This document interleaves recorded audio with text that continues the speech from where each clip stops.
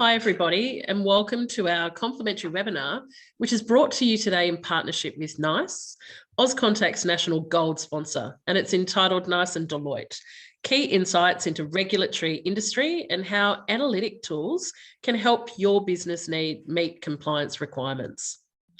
In the spirit of reconciliation, Auscontact acknowledges the traditional custodians of country throughout Australia and their connections to land, sea and community. We pay our respect to their elders past and present, and we extend that same respect to all Aboriginal and Torres Strait Islander peoples here today. Today's webinar will run for approximately 60 minutes, and during that time, with the help of today's special guests, John and Chris, we hope to spark your interest and engage you in conversation, as well as provide some ideas for you to take back to your respective businesses. To round off the session, we'll have a Q&A at the end of the webinar, where we're hoping to get some fantastic questions, given we know the content is going to be something that really interests you. I'm Fran Southwood. I am the CEO of Auscontact, and I will be your moderator for today. While we're waiting for everyone to join us, let's use that time to quickly run through just some housekeeping with you. Remember, we really want this to be an interactive session, and that interaction helps maximize the benefits for you. As you know, there's no need to take too many notes during the session because we will provide you with the recording of the webinar. But to interact with us, we want you to use the Q&A button on the control panel. You can ask questions or you can make comments for John, Chris or myself from time to time, and we'll continue to look through those and actually make sure we incorporate them into our Q&A session at the end of the webinar. So please make sure you submit those questions as we go along. Otherwise, it's really easy to forget what you were going to ask, even if it was a great question. If you are listening through headphones or speakers and you experience any issues, note that on the control panel, if you click the raise your hand button, one of our Auscontact team will rush to your aid and make sure you get back on. Alternatively, you can revert to your registration email where we've listed all of the relevant phone numbers, and the access codes are all available there for you. So I know many of you are really familiar with asking questions, but let's try out the Q&A button on the control panel now, just in case. So I'm going to hit you all with the question that we want to see you using. And my question for you all today could be a little controversial, but I want to know, what is the best state to live in? So hit us with some answers. What is the best state to live in? I'm based in Queensland, so I'm pretty sure I'll know the right answer as we see some of those responses coming through. But we were talking a little earlier about it being a beautiful day in some of our sites around the traps. Here we go. We've got a couple of responses in there. Victoria, goodness me, Queensland. Thanks, Andrew. I think Queensland. Look at that. We've got a few Queenslands. We've got a couple of South Australias. Of course, we know this was really just testing the function, and every state is a pretty awesome state to be in. So I think we've all got the answer right there. Great news though, as part of today's webinar, we'll actually be giving away a prize for the best question asked during the webinar. And of course, you'll have much better questions than what state's the best place to live. But the best question asked will actually win one of the Jabra Evolve 275 headsets. And, you know, we were just having a chat about the difference a great headset can make in a contact center environment. So best question, an exceptional win there. So get those questions in, and what we'll do is it'll be up to John and Chris. They'll actually come up with the decision on who has asked the best question or the most innovative question, and we'll then email out and let you know. So I'd now like to introduce our speakers for today, get on to the real thing you're all here for. Today we have Christopher Main. Chris is the solution lead of analytics at NICE. And we also have John Bingle. John is the Director of Speech Analytics and Insights at Deloitte Australia. So welcome, Chris and John, and I am going to hand over to you. Firstly, I think, John, we're going straight into you first. So thanks. Thank you, everybody. Really appreciate it. It's lovely to be invited to have a conversation with you about some of the stuff we're doing. In Deloitte, we spend often our times, talking to each other. It's a very large organisation, but it's great to get out and talk to customers in the flesh, so to speak. We've been doing this sort of work inside Deloitte for several years now, and our business at the moment is being flooded with questions from our clients to help them answer issues or requests from regulators. And our business it's a very simple, straightforward one. When I describe what we do at parties, because I'm unbelievably dull, I say to people that we give truth to that little recording at the start of every single call centre call that says your call will be recorded for quality and training purposes. We take those recordings and we listen to them and we tell you what's going on inside them. The beauty of what we do is that because we have the big body of Deloitte standing behind us, we're able to know what questions to ask our platform and our technology and how to form our answers so that regulators, for example, will understand them. So we've titled our presentation, Knowing That You Are Doing the Right Thing, because increasingly it's important to know. And it's important to really know, not just kind of know, but really, really know. So when we talk about the regulators, I've picked on 3 here, the most popular ones, our favourite ones, the ones that you really enjoy getting phone calls from, that give you a chill up your spine if you have an email from them or you have to go to a meeting with them, those ones. And they're increasingly understanding that data and interaction analytics is the way for them to understand what is happening in the industries that they regulate. Now, increasingly, we're getting requests from clients that say our traditional method of giving information to one of these bodies isn't sufficient, or we need help curating it, or we need to understand what we're going to send them before we send it. And people like ASIC and APRA and ATO, to their very core now, have data, analytics, artificial intelligence as the key thing to what they do. Each one of them has a data strategy. Each one of them has submitted documents to various Senate bodies to build organisations within their company, within their government organisation, to help them understand mass data. So, for example, the recent ATO revelation that the biggest tax dodging industries, and they put it in the paper and they put it out, that kind of thing may not have been possible 10 years ago. The power of data and the way that they harness it and the way they understand interactions has helped them to bring this information to the public at speed. And that's the key piece. When we're working with our clients, they're increasingly getting asked to provide data yesterday, to provide data really, really quickly, to help them know that what you're doing is correct and the way that you are positioning your products and services is in the best interest of the client.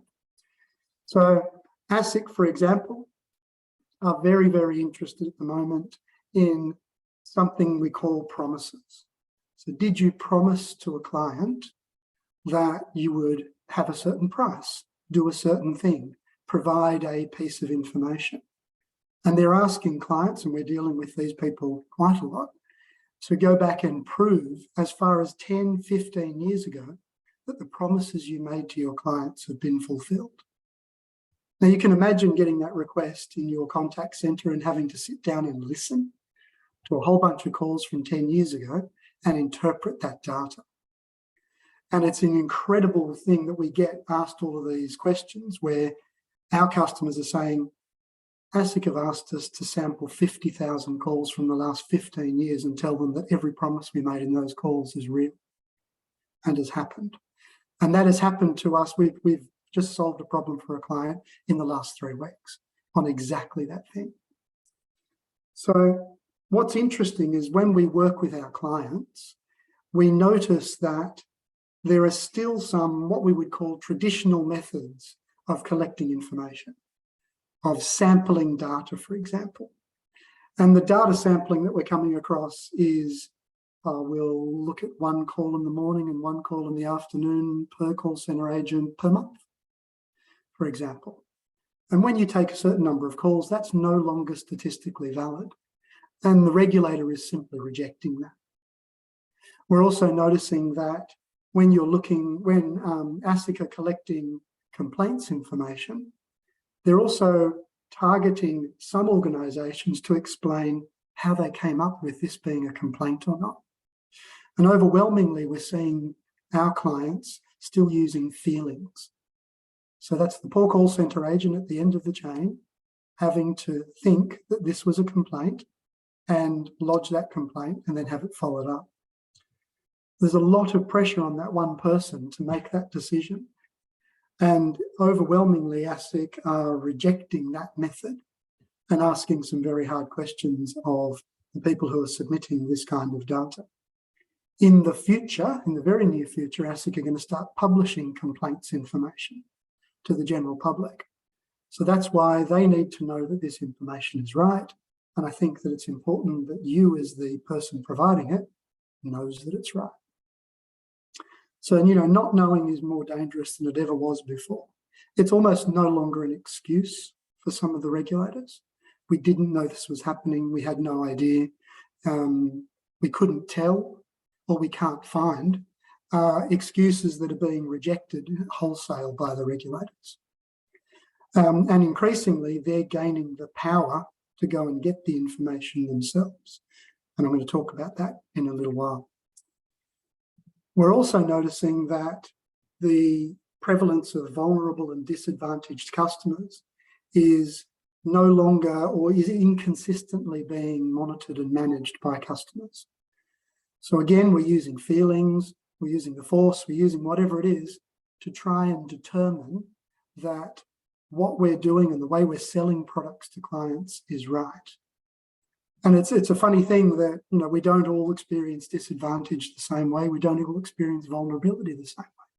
And for a lot of people, vulnerability is temporary, and so is disadvantage.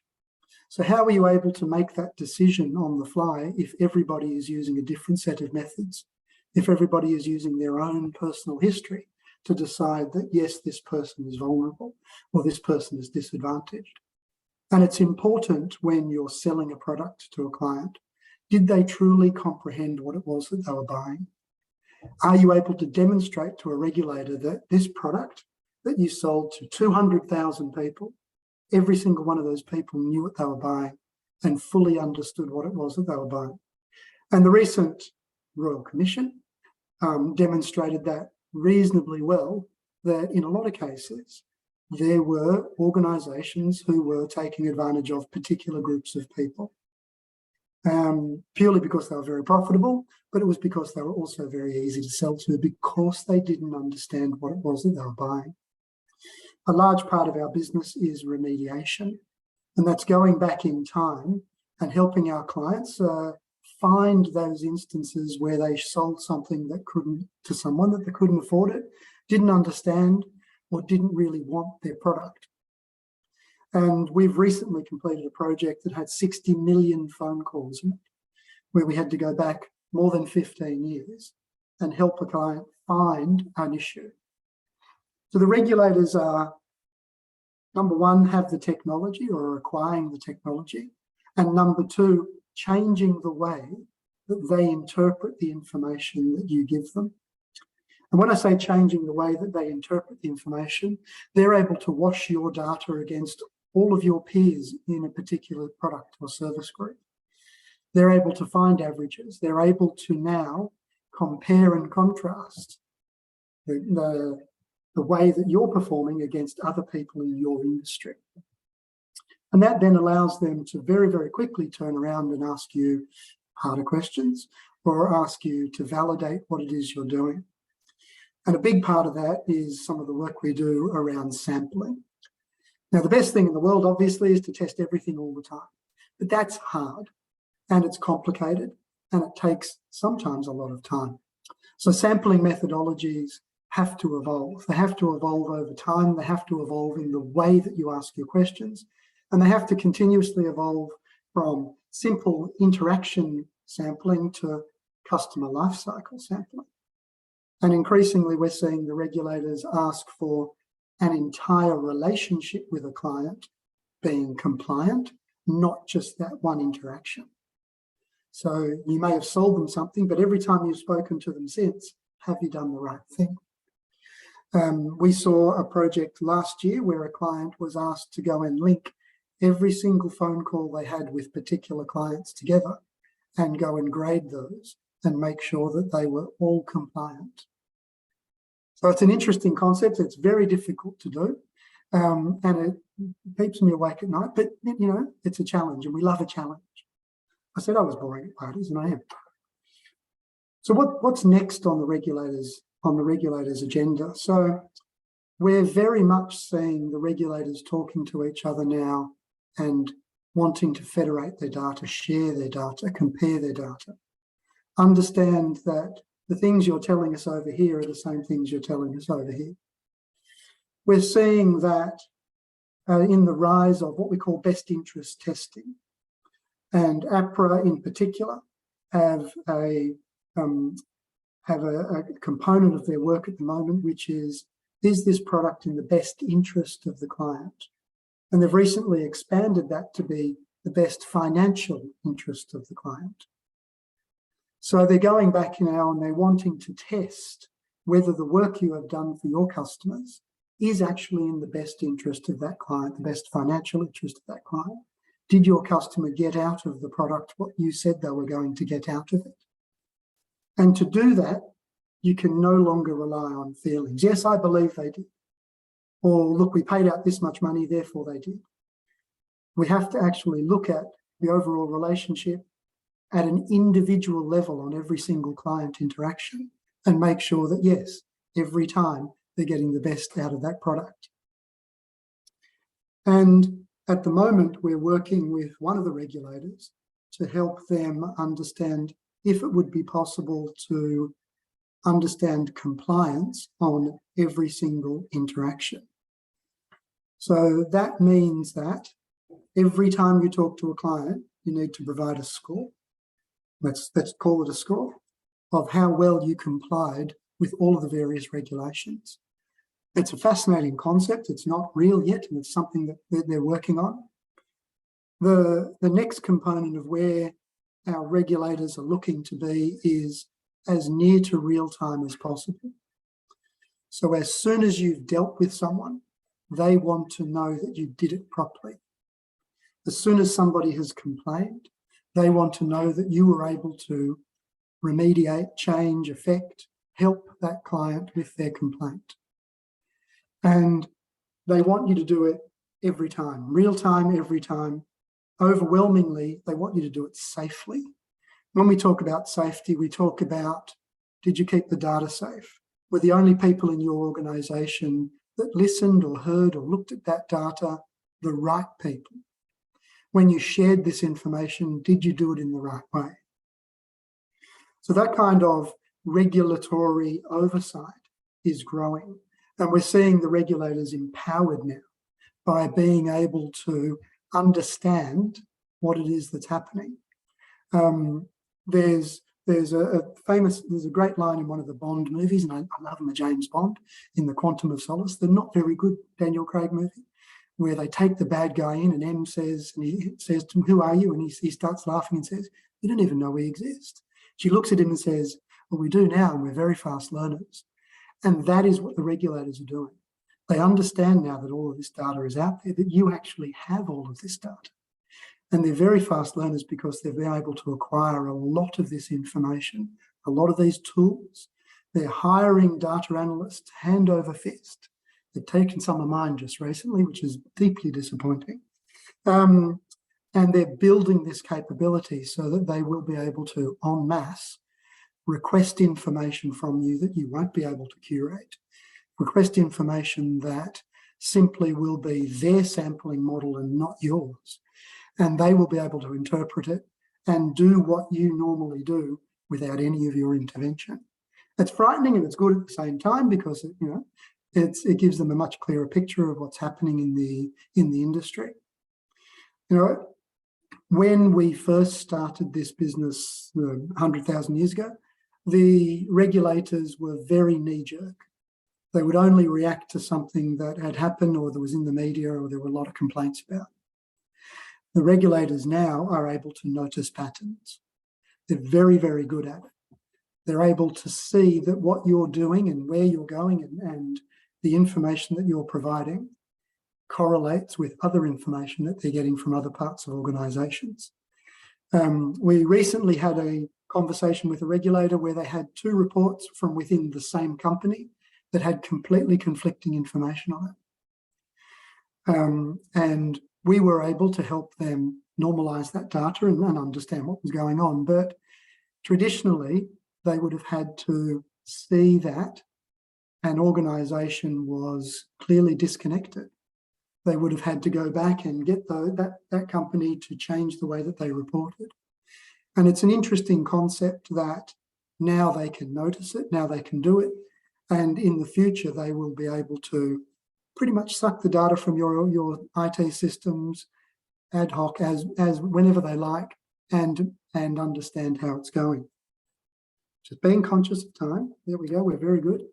So what my message to you all is the conversational analytics that you currently have, or the conversational information that you currently have in your systems, and you actually own all of this data at the moment. It exists. It's not mythical, it's not sitting somewhere. It all lives in your systems right now. It's just a matter of accessing it. And then the second part of that is knowing what to look for. And knowing what to look for is, we think, the majority of the problem that organisations are facing today. Knowing how to ask the questions of your systems, knowing what report to run, and knowing how to find the information and knowing how to interpret it is the critical component. So it's not just what's being said, but it's about how it was said. Who said it? When did they say it? At what point in the process did they say something? And when I say, I mean they could have typed it or emailed it, gone on a web form.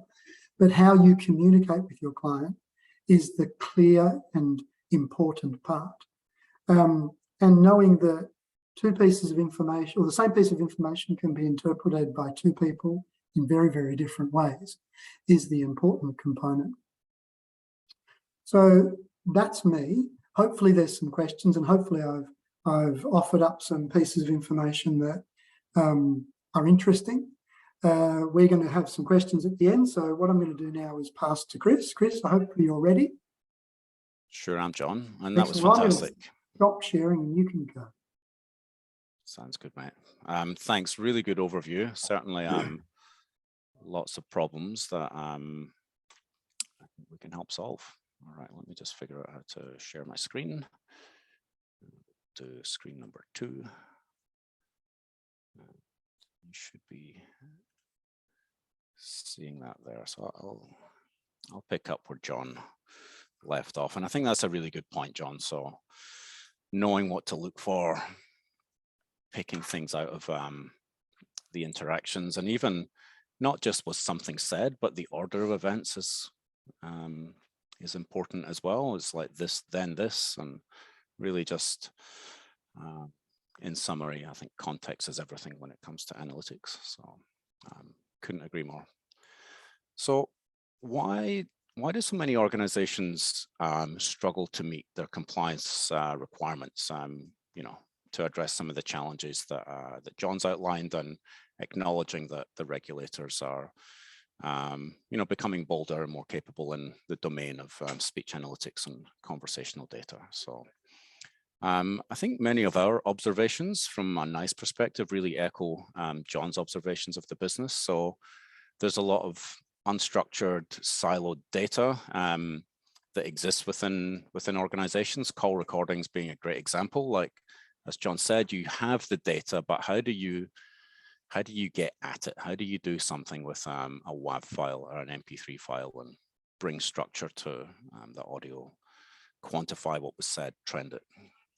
And I think also really important to call out the reactivity versus being proactive. So only trying to identify or remediate challenges once the regulator comes knocking, instead of trying to get ahead of the curve, identify issues as they happen, remediate them, and try and keep your brand name off the front page of the Herald Sun. Building on the concept that John introduced of using the force or feelings, quite like that, John, I'm going to steal it, of using feelings to measure or understand what's happening in an interaction. Couldn't agree more with that. It's a really subjective, inconsistent analysis. What one person thinks might be a complaint or a customer vulnerability indicator, somebody else might not. So how do we measure that consistently in a way that gives us confidence in the data that we're providing? And then I guess this is something that I've thought for a long time, which is the inability to operationalize insights. And what I mean by that is organizations today are very often not short of data. They might not even be short of insights, frankly, but how do you make 1,000 contact center agents do something different tomorrow versus what they're doing today? How do you turn the oil tanker? That's hard. And then finally, we've spoken about small sample sizing. How do you take what might be quite a good practice, but how do you scale that from 4 calls per agent per month to 100 agents per month? And it might not just be calls, it might be digital, it might be chat, it might be email. How do we get a consistent lens across all of that to make sure we're treating our customers fairly, identifying issues, and taking action before we get a complaint? So that's kind of, I guess, my view of the industry. Here at NICE, we're in the business of providing contact center technology. I head up, I'm the solution specialist when it comes to Nexidia Interaction Analytics, which is our omni-channel interaction analytics platform. So any voice recording, chats, emails, any other business data, which is, I might come back to that topic later. So bringing in CRM data to analytics. So we can analyze everything. We can give you fast, accurate insights. Doesn't matter what industry vertical you're in. Doesn't even matter what business objective you're going after. We're talking about compliance today, but efficiency, sales effectiveness, all in our wheelhouse.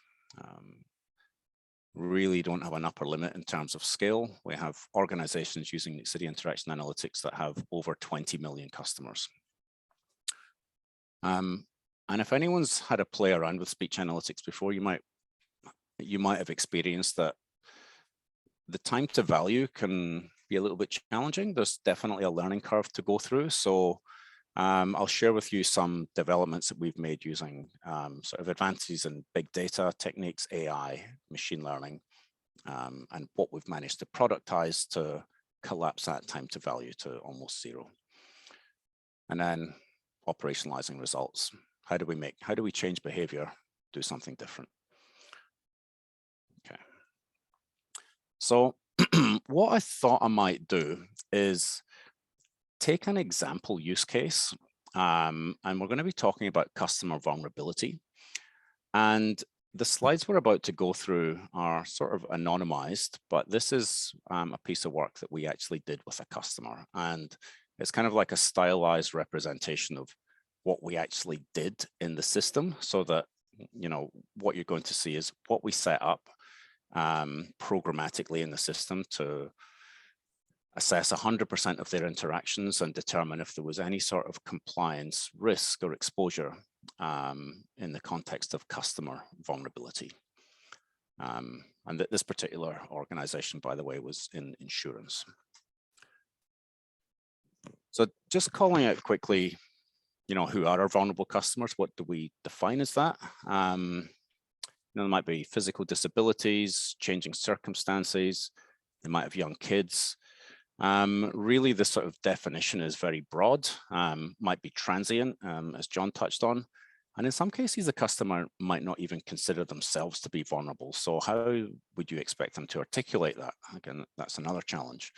And I just called out, the sort of a definition shared by Sean Hughes, who's the ASIC commissioner. So vulnerability may be immediately conjure to mind individuals who we consider disadvantaged or marginalized, a person on low income, single parent, elderly pensioner with a person with physical or mental disability. So to me, that's ASIC signaling that this regulation is coming in the domain of customer vulnerability. If you look at what's happened in the UK with the Financial Conduct Authority, and I strongly encourage you to, if you look up the FCA Occasional Paper 8, and there's a link to that here, which you'll get.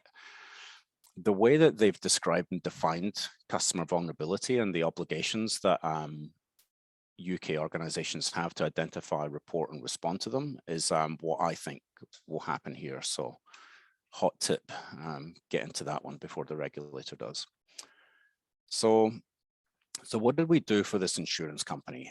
Well, first we helped them identify interactions from their vulnerable customers.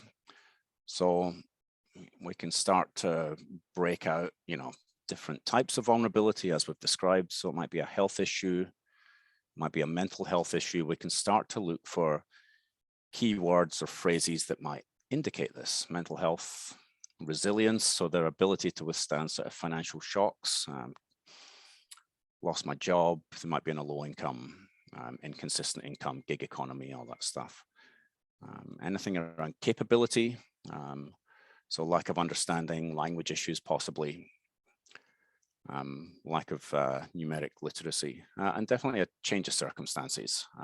Something's happened in their life that's put them in this possibly transient position of being vulnerable.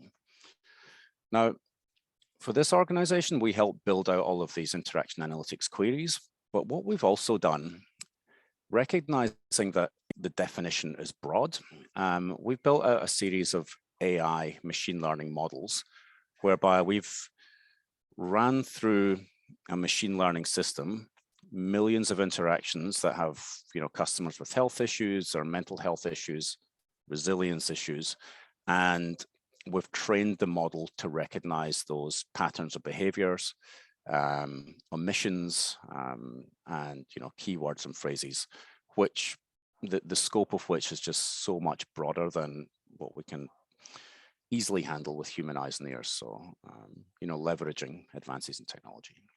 So we help them identify, categorize interactions from vulnerable customers. So that's great. And what they did with that information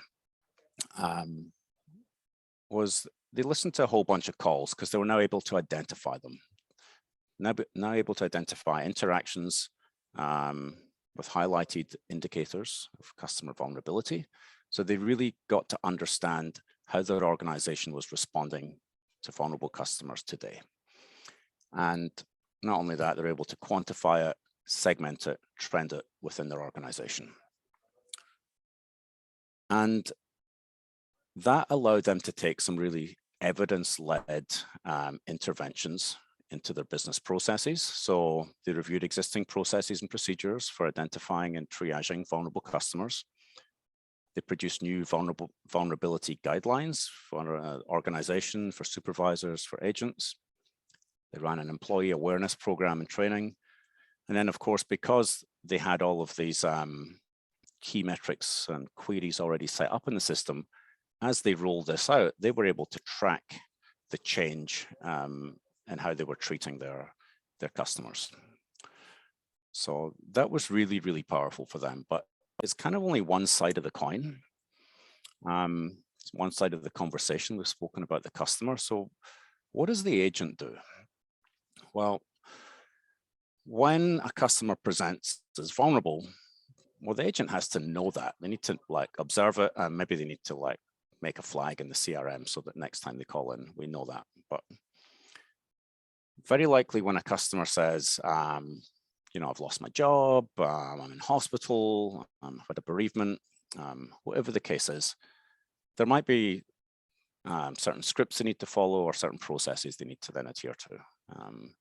So we helped this organization understand how their agents were doing that, and we're able to measure that for them. So when the customer was vulnerable, did they get transferred to a specialist team? And again, snapshots of some of the conversational elements that built up our analysis. Did they follow the correct scripted advice for that flavor of vulnerability? Did they offer a special tariff, a discount, payment holiday, whatever the case is? Did they perhaps take them off a debt path? Because if somebody's lost their job or they get low income and inconsistent income, you're only going to make it worse by keeping them on the collections path. So as an organization, you might decide to take them off that debt path, give them a holiday, give them a reprieve, and really work with them instead of just blindly following a business process.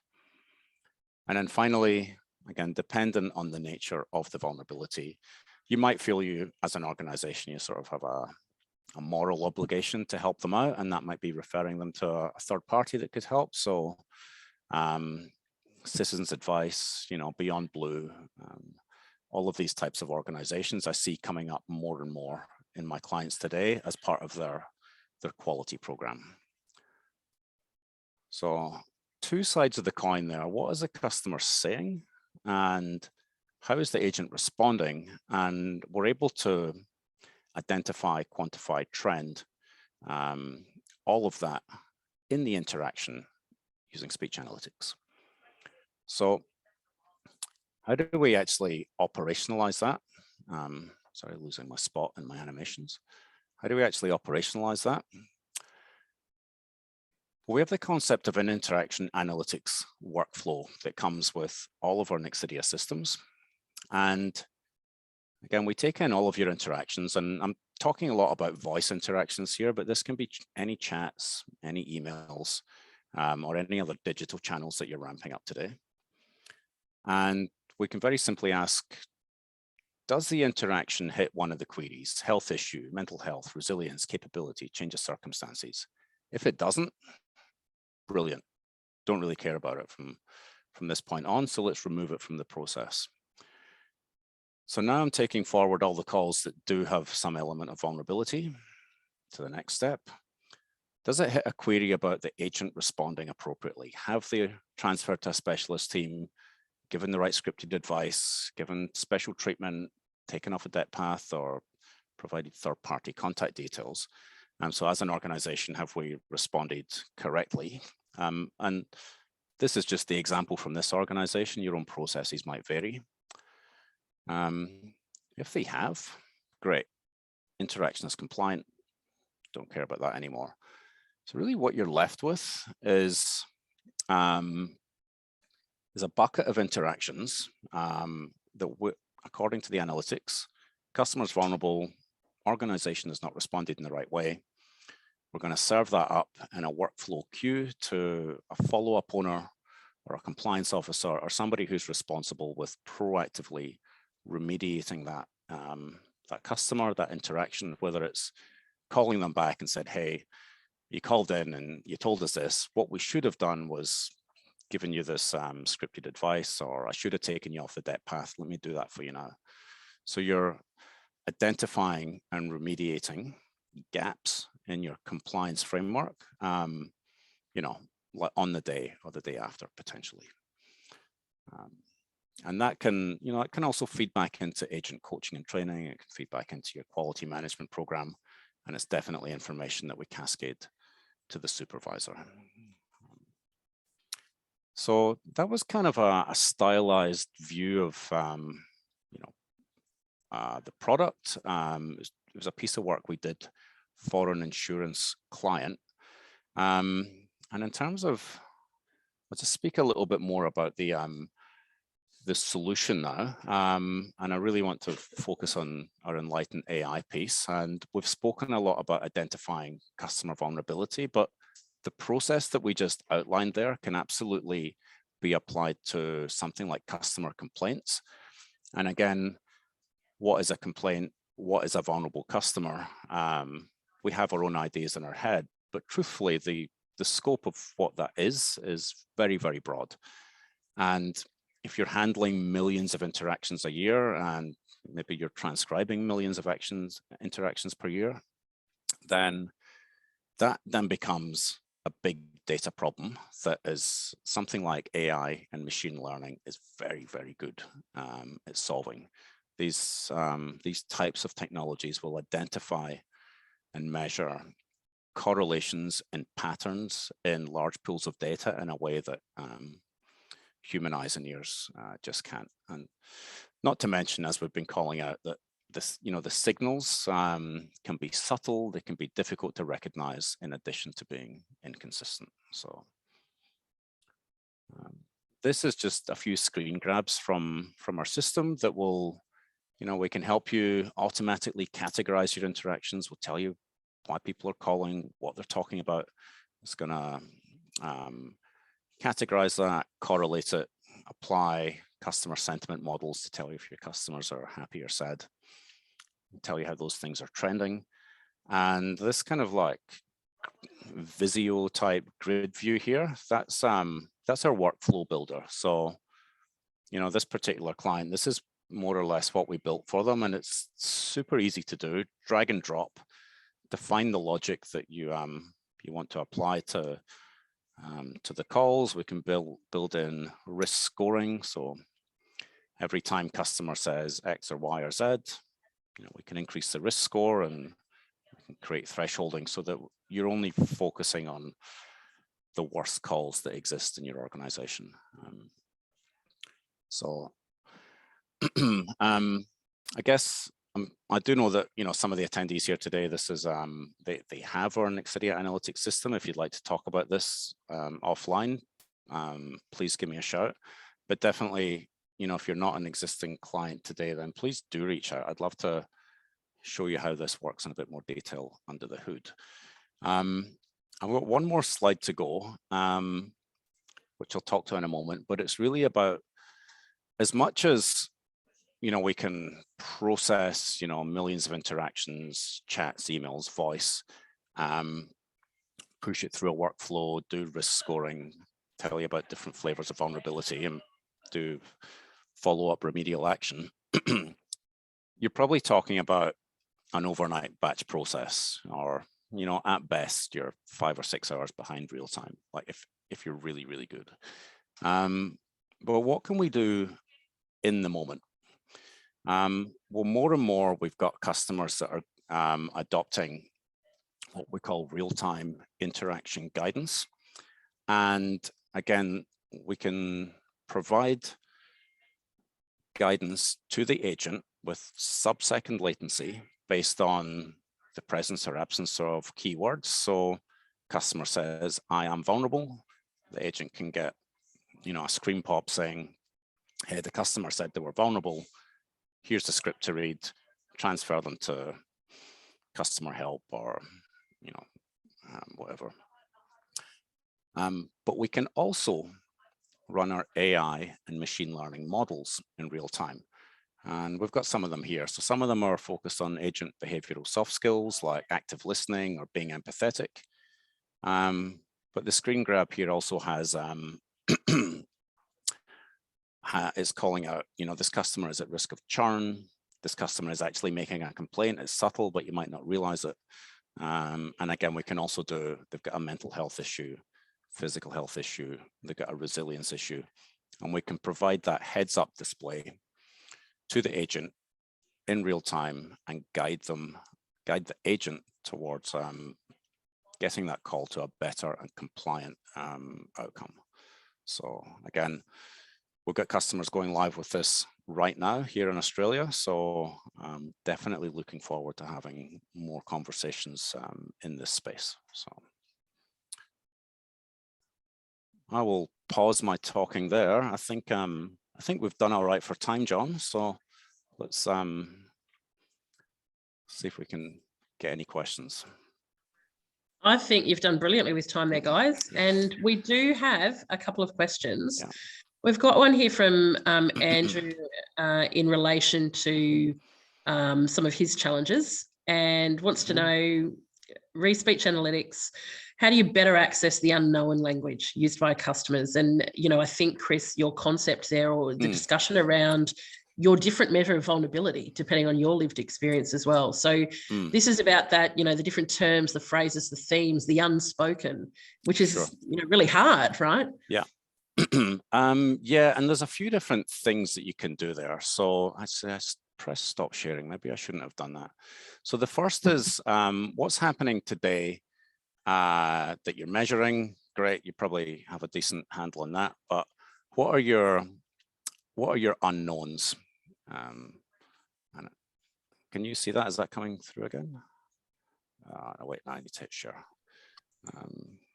That's coming through now. Yeah, cool. All right. So first off is the automatic categorization. That's going to tell you what's categorized and what's not.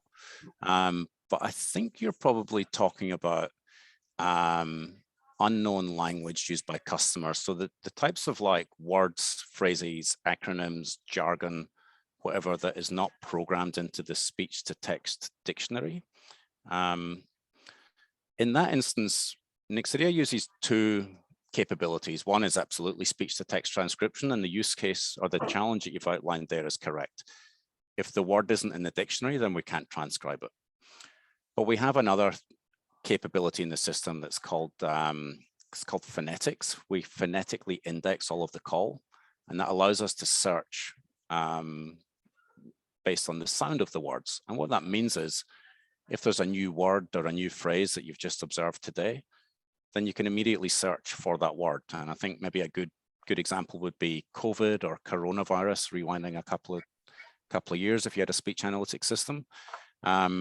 Anyone that was limited to only speech to text transcription wouldn't have had that in the dictionary and therefore wouldn't be able to search for it. But Nexidia customers would have because they got that phonetic indexing capability. Hope that answers your question. And by the way, no need to reprocess audio for searching for new words and phrases with phonetic indexing. Cool. There's another question here in relation to potential well-being. So can the voice analytics provide insights into the well-being or resilience issues for staff members? So flipping it the other way, as opposed to customers. Right. So the models that we have specifically targeting customer vulnerability, so health, mental health, etc., they're really designed to understand the customer side of the conversation. And we ask that our clients have stereo audio so that we can separate out who's saying what. We don't have an out-of-the-box model designed to assess staff well-being. That said, we do have absolutely the capability to work with any customer to build a model to capture any use case that we have not already built. So something like that, we could absolutely build a custom model for. Yeah. And just as an extension to that, Chris, yeah, we're working with a client right now who wants us to build that concept for them. And we've created what we're calling an agent effort score.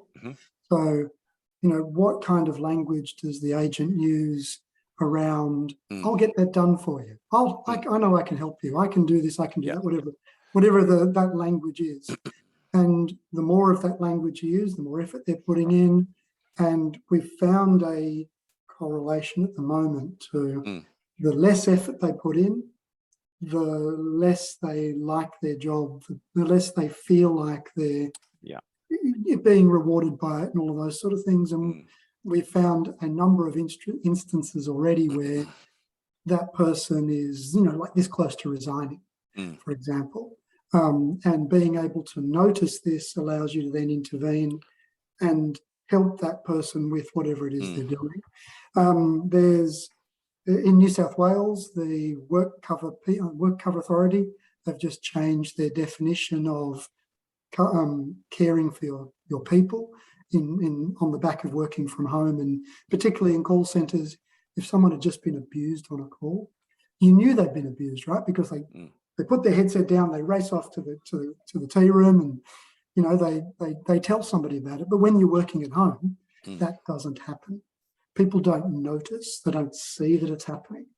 So we're working at the moment to detect that language. I hate you, I'm going to come to your house and kill you, all of that sort of stuff, and allow the team leaders to intervene and ask that person if they're okay. Yeah. So we're looking to the Are You OK Day people to help with a bit of branding on this and to put something together, which is it's been accepted so far. So we'll see where it comes from. Yeah, great. And I just realized I answered that question in the context of our AI and machine learning models. Absolutely, you can use traditional speech analytics to very quickly build a body of words and phrases that might indicate well-being or resilience issues for staff. And also, I've flashed up a real-time agent guidance. The alerts can also be pointed towards a supervisor. So, you know, if a customer's cursing and swearing at the employee, for example, then, you know, a supervisor could be alerted to that. Also great indeed if you're working from home, as you called out. Definitely both of those provide additional challenges now. John, you were talking earlier about the need to respond really quickly when the regulators come knocking, and how you know, those tolerance levels, I guess, or timeframes are potentially shrinking. Do you see, and I guess that's, you know, really that acceptable time frame to respond when regulators are coming? How many organisations are already struggling? You know, you've covered on how do we find the data, how do we cleanse it, you know, how do we move to real data samples? But how are they well placed, or how are they placed to actually get this data information to them in the timeframes expected? It is very, very difficult. And you know, part of the work we do is helping people find the information they've got hidden in their organisation. All right, so knowing or helping to guide where this data could live. In particular, you know, something as simple as extracting telephone calls out of the call recording system can be a multi-step process that, you know, can be very, very complicated. So, you know, regulators are asking for data now, and they're saying we need it next Friday. Right, so they're putting very, very short timeframes on organisations, which means lots of late nights for people, pulling in favours from IT departments, from, you know, people who's, you know, this isn't my problem, why do I have to worry about it? So we're seeing a lot of very, very snappy responses having to be made to regulators by organisations. The example I gave earlier on was where, you know, a company had to go back 10 years and find a number of calls, and the calls were archived in 3 different places because that company had 3 different telephone recording systems in that 10-year period. And each one of those systems had a different password, was on, but in a different location, and the person that knew that password no longer worked for the organisation. All right, so something as simple as that can stop you being able to provide this data that you're expected to know back to the regulator. And believe me when I say it's frowned upon. Right? You don't want to be in one of those meetings with ASIC where you say, I don't have it. Right? And I've been in those meetings, and it's a deeply unpleasant experience when they say, well, you go and find it. You have no choice. Go and find it. Right? And So that's when you get something like an enforceable undertaking against you, which is bad. Yeah. And look, so certainly advice is, you know, organisations need to think about what is the plan and what's their method, even in the interim, to actually understand, how do they respond, and how do they respond with pace? Probably the other question, and Chris, it goes a little bit back to the vulnerability, and, you know, again, vulnerable clients are just one part of this, but given inconsistency of application of definition, you know, what is vulnerable, have we got government or anyone working together to say, actually, let's come up with that combined definition? What do we, like, John, I can see you laughing. For context, I've just left 17 years at the ATO, so I hear you. But actually, how do we create, you know, some consistency that actually makes it easier for all of us, regardless of which agency we're actually working with, right? Well, that's exactly what the Financial Conduct Authority in the UK did, and they published that consumer vulnerability white paper, which does exactly what you've done there. And the way that we built our models was designed to reflect that categorization. John, you probably know better than me, but I don't believe there's a consistent definition that exists today in Australia. No, the regulators simply have different definitions between themselves. They tried to release one back in 2021 and then decided that they needed some time to extend it, and to date it still hasn't been released. I believe it's going to be based on the UK one, from what we understand from our conversations with a couple of the regulators. That being said, we're also seeing inside organisations different definitions just between siloed groups in a company. So the most important thing is to get that definition sorted first, right? So what, who thinks, what is this concept of disadvantaged and vulnerable? How do we articulate that? Is there a statement? Is there a simple statement that everybody can understand? I mean, most of the companies we deal with simply don't have that. That's why we talk about feelings. People are still using feelings to define this and trying to use their own experience to determine who's disadvantaged or vulnerable. And a good example is English as a second language. Right? So just because you don't understand English doesn't mean you're stupid, and it certainly doesn't mean that you can't understand. Right? It just means that you don't have a good grasp of the highly technical language that's used in financial services in English. You may be able to perfectly understand it in yours, but you may miss the key components when it's told to you in English. And that technically puts a person at vulnerability status. Right? So you need to understand that when the system identifies someone as having English as a second language, you need other things that you can do to help communicate with that client. Right? And we're working with one customer at the moment who has set up a vulnerability team inside their call center. And every time someone is flagged, that person gets a follow-up phone call the next day, and it simply says, are you sure you understood what you bought yesterday? I'm just following up to make sure that you've signed up for this and it's for 12 months and we're going to do this and da, da, da, da, da.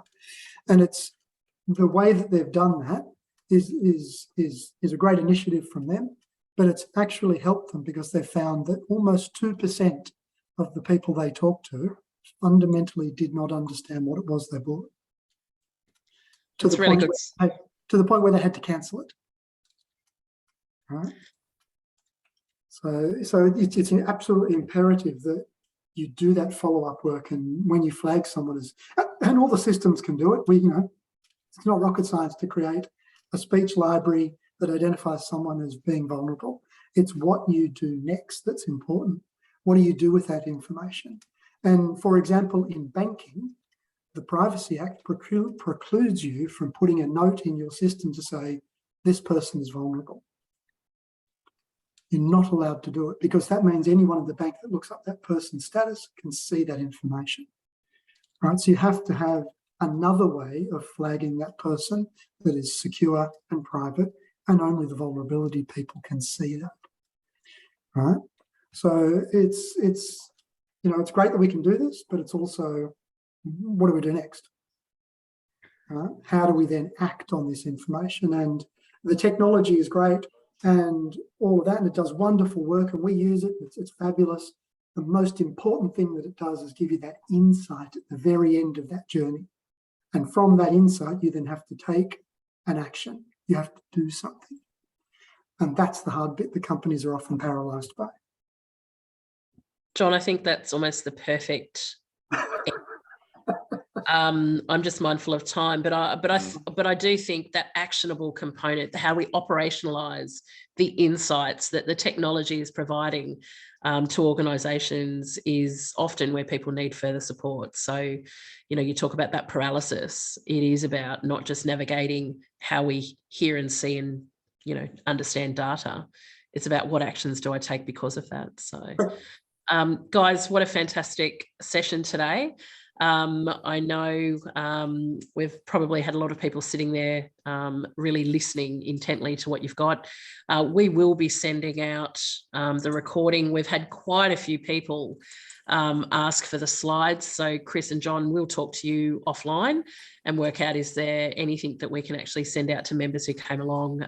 But equally, Chris, they can reach out to you if they've got further questions about the tech. But a really insightful session, guys. Really appreciate all of your insights today. It was fantastic. Thanks for coming along, everyone. Cheers.